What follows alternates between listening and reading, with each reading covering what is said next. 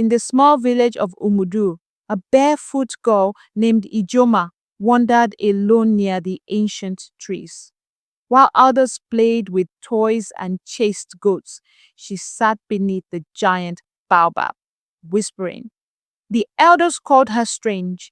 The children laughed, but Ijoma didn't mind. She believed the trees listened. Their leaves danced when she spoke, and the wind always picked up as if to carry her words.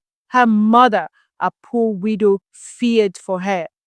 People will think you're cursed, she warned, but the girl only smiled and returned to the forest. To Ijoma, the rustling of branches was a language. She didn't feel alone there. The trees knew her name, and in their own way, they answered. The villagers passed by, shaking their heads, calling her the mad child of the woods. Still, Ijoma kept listening, because deep inside, she knew the forest had secrets. One afternoon, Ijoma walked through the crowded village market, her wrapper torn, her hair uncombed. Traders shouted over each other, selling yams, peppers, and dried fish. But when they saw her, their tone changed. Look, the girl who speaks to wood, someone cried. Laughter followed. A group of boys mimicked her, bowing to sticks and whispering to banana leaves. Ijoma clutched her basket tighter, cheeks burning. She had come only to help her mother buy oil, but the market felt like a battlefield. A woman threw her a coin and sneered, "Tell your trees to make you rich." Ijoma said nothing. She left the market with her head down, but her spirit unbroken. Behind the laughter, behind the mocking, she heard something else. A distant humming, low and ancient, coming from the forest hills. Something was calling her again, and this time it felt stronger than before. That night, as the village slept under a cloudless sky, Ijoma stood at the edge of the forest. The moonlight painted the trees in silver. She placed her hand gently on the bark of the Iroko tree and whispered, "I'm ready to listen." The wind blew harder, circling her body like a spirit. Leaves rustled wildly, and branches bent as if bowing. Then she heard it, faint but clear. A storm is coming. Her heart pounded. The trees had never spoken so directly. She ran home and shook her mother awake. "Mama, something bad is coming." But her mother only sighed, thinking her daughter was dreaming again. Ijoma sat awake by the window all night, eyes on the trees, ears open to the wind. She didn't understand what storm the forest meant, but deep down, she knew it wouldn't be rain alone that threatened Umudu. By morning, Ijoma stood before the village square, pleading with the elders. "The forest says something terrible is near," she said, her voice trembling. The villagers gathered, watching the barefoot girl with curiosity and scorn. Chief Ude, seated under a woven canopy, chuckled and waved her off. "So now trees give prophecy," he mocked. "Maybe next they'll plant yam for you." The crowd erupted in laughter. Even some mothers shook their heads, whispering to their children not to grow foolish. Ijoma's heart sank, but she didn't cry. She simply bowed and turned back toward the forest path. Behind her, the village returned to its business, as if her warning had been nothing more than a child's tale. But high above, the birds had flown in circles all morning, and the clouds, though thin, began to move in slow, strange patterns. The forest had spoken. Only few paid attention. Later that afternoon, as men worked their farms and women pounded yam in courtyards, the earth gave a sudden groan. It was soft at first, like a whisper. But then the ground cracked, narrow lines zigzagging through the dry village soil. The goats bleated and scattered. Water pots toppled. A child screamed as her foot sank slightly into the newly opened groove. Farmers dropped their hoes and looked around. "What is this?" they asked. "Is it an earthquake?" Some ran to the chief's house, others to the shrine. The priest offered no answers, only looked toward the forest with troubled eyes. Ijoma sat alone beneath the tall iroko, her palms pressed flat on the earth. "Is this the storm you meant?" she whispered. The wind replied with a single shiver through the trees. The ground wasn't done. It was only beginning to wake. That evening, something unusual settled over Umudu. The crickets did not chirp. The frogs kept silent. Even the night wind, which always rustled through thatched roofs, seemed to hold its breath. The villagers noticed. Old men who sat under the moon with palm wine muttered that the air felt strange. Children who usually ran with lanterns stayed close to their mothers. Ijoma stood by her window again, eyes fixed on the distant forest line.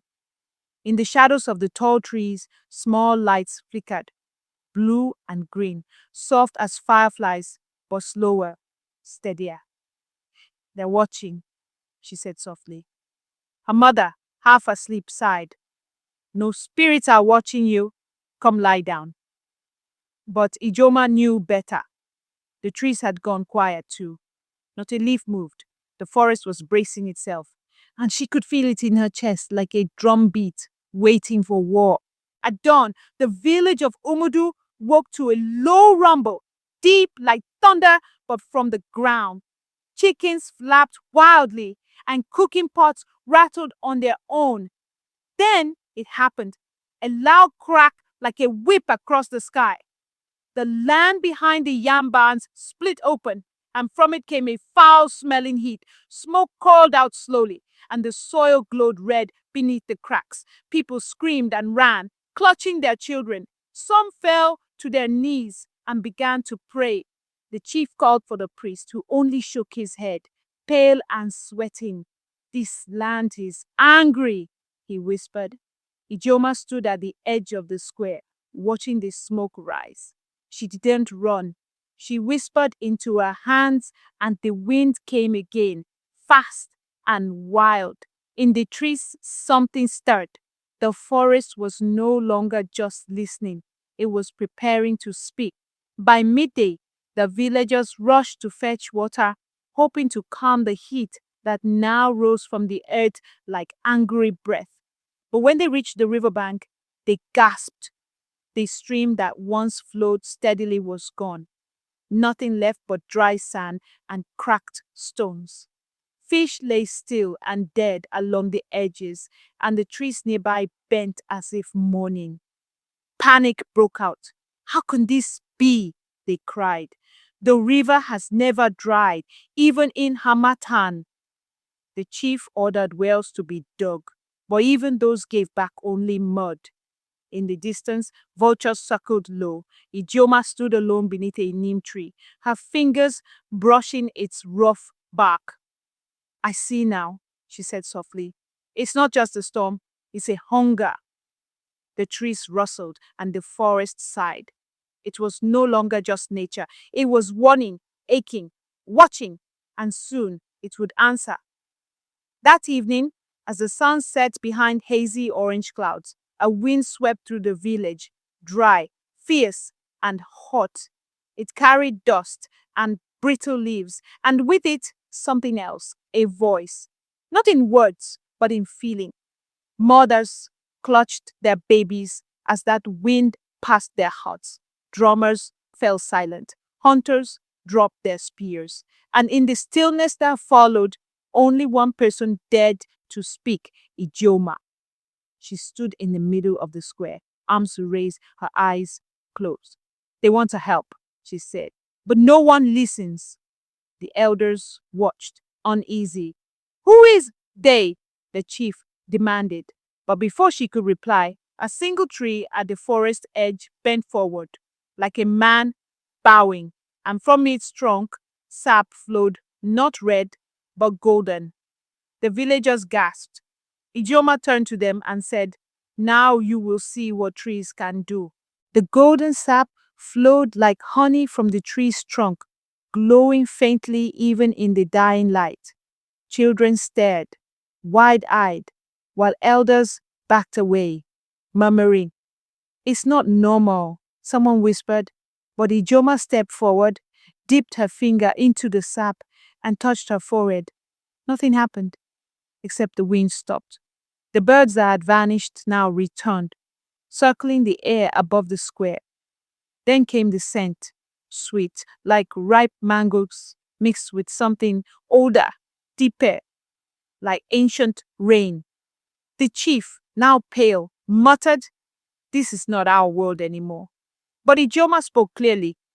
"The forest says the earth is sick. If we don't listen, it will cleanse itself, starting with us." No one laughed this time. The trees behind us stood taller, prouder, and the sap glistened like the eye of something alive. Omudu had mocked her. Now, the girl and the forest had its full attention. Before dawn, the village square echoed with a sound no one could explain. It was like drums, but slower, deeper, from below. Then the ground trembled lightly, not with anger, but with power. As the villagers gathered outside, they saw something that made even warriors drop their machetes. A single tree from the forest edge, an iroko, was no longer rooted. It had moved, its roots curled like fingers, dragging its thick body forward. Slowly, silently, it approached the village. Ijoma stood waiting. She wasn't afraid. As the tree reached the broken yam barns, it stretched its roots downward, pressing into the cracked earth. Then the rumbling stopped. A soft light spread from the soil and the cracks began to seal. The people watched in silence. For the first time, the forest had acted not in mystery, not in warning, but in mercy. Chief Ude knelt that morning before the very girl he once mocked. His robe was dusty, his voice was low. "Forgive me, child," he said. "We should have listened sooner." Ijoma said nothing. She looked past him toward the line of trees that now stood like guardians around Umudu. More had come during the night. The villagers hadn't seen them arrive, but they were there, roots resting gently on farmland, trunks facing the village like protectors. The air smelled cleaner. The smoke had vanished. Birds returned to the trees, and even the cracked riverbed began to glisten with faint moisture. The people no longer asked questions. They simply watched and waited. Ijoma turned to her mother, who had tears in her eyes. "Your words were never madness," she whispered. "They were a gift."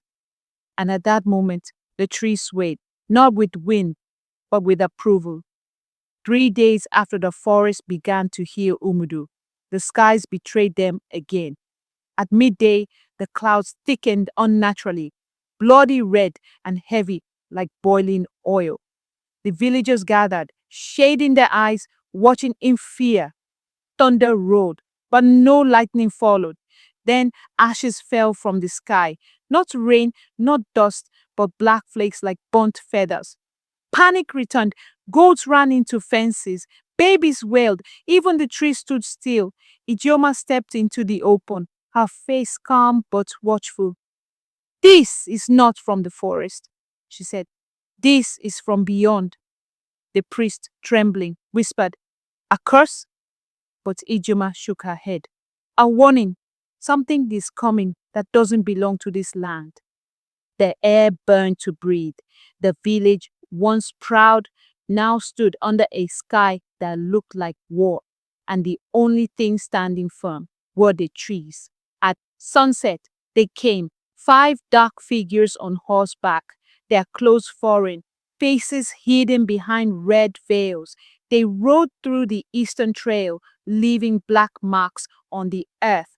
The guards of Umudu, brave but unprepared, stood in their path.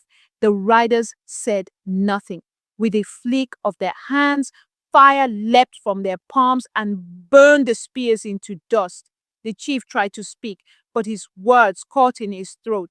The villagers screamed, running toward their huts, hiding behind fences. Only Ijeoma remained standing, her hand on the bark of the nearest tree. The fire did not come near her. Instead, the flames danced backward as if frightened. The tallest tree behind her bent slightly, then let out a strange cry, half wind, half roar. The forest had recognized the threat, and it would not allow harm to reach its daughter. As night fell, the village was trapped in silence. The 5 riders stood still in the square, watching with glowing eyes. But then the earth beneath their horses began to shift. Roots, thick, ancient, alive, burst from the soil, suckling them like snakes. The villagers peeked from windows, watching in awe.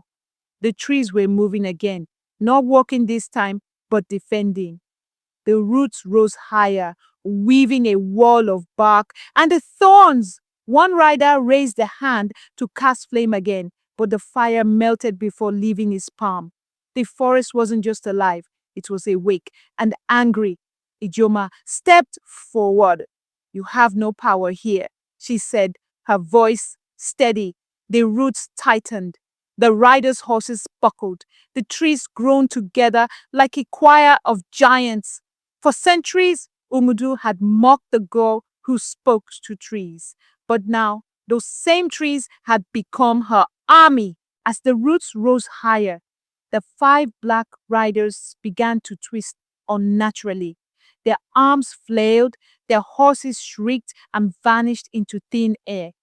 One by one, the riders dissolved into black smoke, screaming without mouths, clawing at the sky. The air reeked of burning iron and old blood. But the trees stood strong, their trunks glowing with golden veins. Ijoma stood at the center, her eyes closed, whispering in the old language only the forest knew. The villagers watched in breathless silence, not understanding the words but feeling their power. When the last rider vanished into the wind, the roots slowly returned to the soil, leaving behind a stillness that felt like peace. The villagers didn't cheer. They knelt, not before Ijeoma, but before the forest. For the first time, they saw the truth. Not all power wears a crown. Sometimes it wears a leaf. That night, under the full moon, the villagers gathered in the square. No one dared sleep. Ijoma sat at the base of the ancient baobab, her back resting gently against its wide trunk.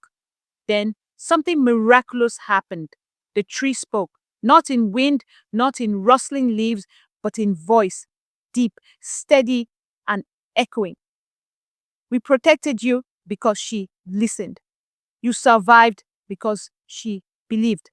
The villagers gasped. Some cried. Elders bowed their heads in shame. The chief removed his red cap and placed it at Ijeoma's feet. "We mock the prophet," he whispered. The baobab continued, "This land is shared. When one listens, all are saved. But when many mock, all shall suffer." The forest was no longer a place of mystery. It had become a voice, a guardian, a warning. And in the silence that followed, Ijeoma felt something leave from her heart: loneliness. As dawn approached, a gentle drizzle fell from the sky, the first real rain since the storm began. But this rain was different. It smelled of guava blossoms and tasted like clean river water. The villagers stood outside their homes, mouths open, faces turned up. Children danced barefoot in puddles. The cracks in the earth softened. The riverbed bubbled and flowed again. Trees bowed gently in the wind as if blessing the land. Ijoma watched quietly, her hand still resting on the earth. She didn't smile loudly. She simply breathed. Her mother came beside her, holding her hand. "The forest gave us life," she said, "but it gave you something more." Ijoma nodded. She no longer felt like the strange girl who talked to trees. She was part of them. a bridge between leaf and voice. And for the first time, Umudu felt whole again. As the village healed, the elders called a meeting. They gathered at the square under the shade of the baobab, where the trees had once whispered and roots had once defended. But this time, there was no panic, only reverence. Chief Ude stood and spoke, his voice trembling with humility. She is no longer just Ijeoma, daughter of Neka. She is now Ijeoma Nwanyibuife, the girl who became our bridge. The crowd repeated her name with awe. Drums beat softly. Mothers brought bowls of palm wine. Children sat close, listening. The air felt sacred. From that day, Ijeoma's name was written not just in the village records, but in the hearts of the people. She hadn't asked for honor. She had only listened when others mocked. And now, the one they had called strange was the one they couldn't stop thanking. Even the trees swayed in agreement. One evening, the village children followed Ijeoma into the forest. She showed them how to press their ears against the bark, how to feel the hum within the roots. They giggled, amazed. "It talks!" one boy shouted. "It's warm!" another added. The trees were alive, but not just standing tall. They had stretched their roots under the village, weaving a quiet network of protection. Beneath every home, a tree root lay curled like a resting guardian. Fires no longer spread. Rain fell gently and regularly. The soil, once cracked and broken, now bloomed with wildflowers. The people began to plant trees near their homes, not as decoration, but as companions. Ijeoma became their guide, their voice between green and soil. And though she still wandered alone at times, she was never truly alone again. The forest had spread its heart beneath Umudu, and Ijeoma was its beat. That night, Ijeoma had a dream. She stood on a mountain where the clouds touched the ground and trees whispered in tongues older than time. One tree, taller than the rest, spoke clearly. There are other villages, other lands, and they do not listen yet. She looked around and saw fields burned, forests cut, rivers poisoned. Children cried for rain. Women begged the sky. Will they listen? She asked. The great tree replied, they will if someone teaches them how. Ijeoma woke with tears on her face, her fingers tingling with warmth. The forest had given her more than safety. It had given her purpose. She stepped outside, barefoot as always, and placed her palm on the nearest tree. I will go, she whispered. The leaves trembled gently. A wind rose, not harsh, but ready. Umudu had been saved, but the world was still waiting for a girl who listened. The village gathered one quiet morning. Word had spread. Ijeoma was leaving, not out of anger, not for escape, but for a journey. The baobab under which she once sat alone was now surrounded by love, baskets of food, palm oil, and herbs. Mothers blessed her. Children wept. Even the chief, with his red cap in hand, said, you go as our seed, planted in other lands. Ijeoma didn't cry. She hugged her mother tightly and whispered, the forest will walk with me. As she stepped toward the path leading beyond the hills, the trees bowed gently. Leaves rained down like blessings. She turned once, raised her hand, and smiled. Not everyone saw it, but some swore the earth glowed where she stepped. And when she finally disappeared beyond the last hill, the baobab gave a single creak, like a heartbeat that said, go well, child of root and wind. Word of Ijeoma spread like fire carried by breeze. Villagers beyond Umudu began to speak her name. Some laughed at first. A girl who talks to trees? They scoffed. But then came the rain after years of drought, the healing of poisoned wells, the growth of fruit trees on cracked lands. In every place she visited, Ijoma taught them what she once knew alone: how to listen. She would touch a tree, and the people would feel wind where there was none. She would close her eyes, and the ground would hum. Slowly, people began planting again, not just crops but trees. Trees became family. Forests were no longer feared or forgotten, they were honored. Ijoma moved from village to village like a wandering spirit with roots in her footsteps. She didn't build temples, she built trust. And through her, the forest remembered its children. And they remembered it too. Years passed. Ijoma grew, but she remained barefoot and gentle eyed. Some say she vanished into a great forest where no man dares cut wood. Others say she became a spirit living in the trees, guiding those who lose their way. But in Umudu, her name is never forgotten. Beneath the baobab, a small stone bears her name. Not a grave, just a memory. Children still press their ears to tree trunks. Elders still leave gifts of kola nuts and songs at the forest's edge. And every time a tree bends low in the wind, they say she is listening. The girl once mocked for speaking to trees became the voice of the earth. And even now, when storms rise or droughts come, the people do not fear. They walk to the trees, they whisper, they wait, because they know the forest saved them once, and it still watches.